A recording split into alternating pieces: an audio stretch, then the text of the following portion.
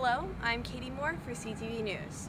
Recently, a caller claiming to be a COC staff member called the Georgia Street Observer, leaving 4 disgruntled voicemails denoting discriminating views against the student body, homosexuals, and blacks.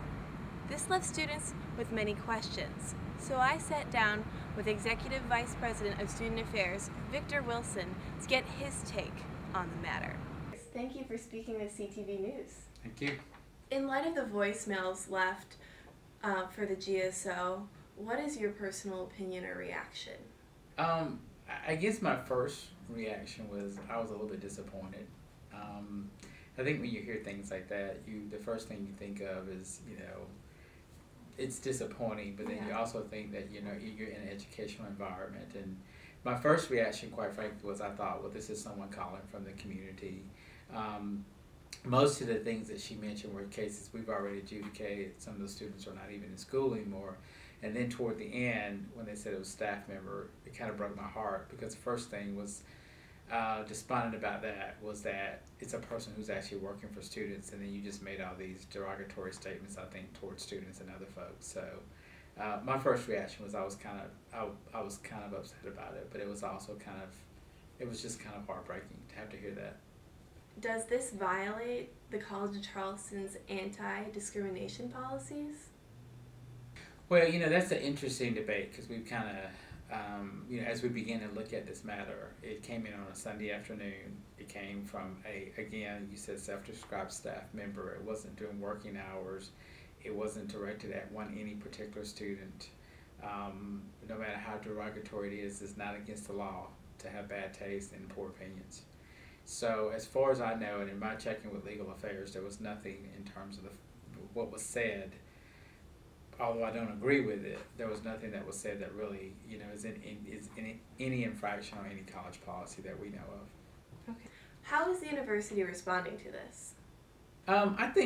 I think the folks that I shared to, and I shared it with a fair number of administrative folks, because I wanted to get the word out in case, it began to grow, or students were upset about it, or they start hearing about it. Because I don't like to be surprised, and I like for my colleagues to be surprised. And I think most people were upset just like I was. But I think really one of the first things that we all said was there's really not anything we can do. We don't know who it was. At the time, we didn't know when it was, and that we also didn't know that anything was said indirectly toward a student. So I think probably the overall feeling that I've got from everybody is like, this is really sad. And then the caveat that keeps getting added to that is that people will say it's even sadder when we're in an institution where people are supposed to be learning and educated and a little bit more enlightened. Do you feel that this woman is a lone radical, or does she represent a larger group of people on campus? My personal opinion, I can't say because I don't know. I don't think that she represents a larger group. I would probably stand pretty firm on that. I might say that she is not alone in her thoughts. I can't say. I don't know. I don't hang with people like that. I never will hang with people like that. So I can't say whether, because if I did know somebody, then they wouldn't, I don't know that I would ever even be friends with them. I would work with them professionally as little as I possibly could. But I would probably say that, doing this as long as I've done this, I would not say that she's probably the only person on this campus that might have those beliefs, but I do not think it's a larger group. I would think that it's a very, very small group of people that would have that extreme opinions about, folks who are gay, African Americans, and everybody else that she offended. Mm-hmm. How do you draw the lines between a political belief and possibly discriminating opinions on the job as a CFC staff member? Remember, where you draw the line is in performance of your job. And if someone is doing something in the performance of their job, or they're doing something in the performance of their job that really affects the constituency that they work with. You work for a nursery, but you're hurting children. If you work in a hospital, but you're hurting patients. If you work in a college, and you're hurting or affecting students. And so we don't have that indication. So I really think that there's a fine line in terms of, because students contacted me and said, well, there's something you have to be able to do.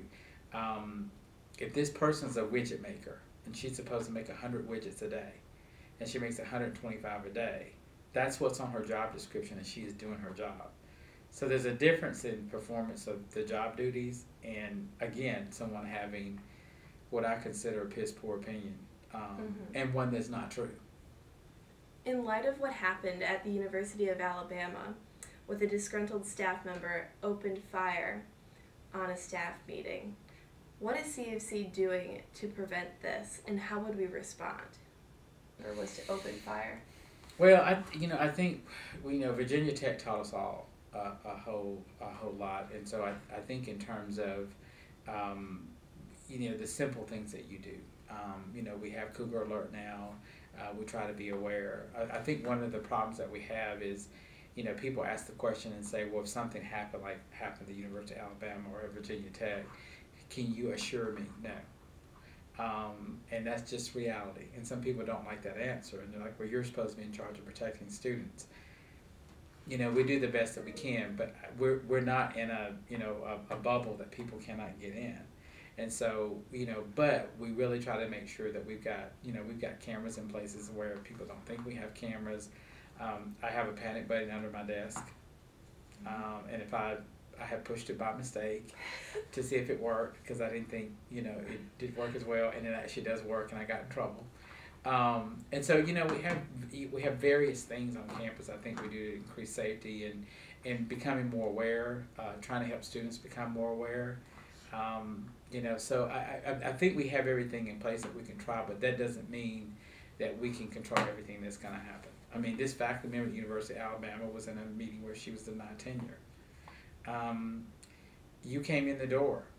You could have a gun on you right now. We don't have, the detectors out there to stop people. And so I don't think that we've gotten to that point. I don't know that our society or our campuses really should be at that point where we've got metal detectors in every office that you walk in.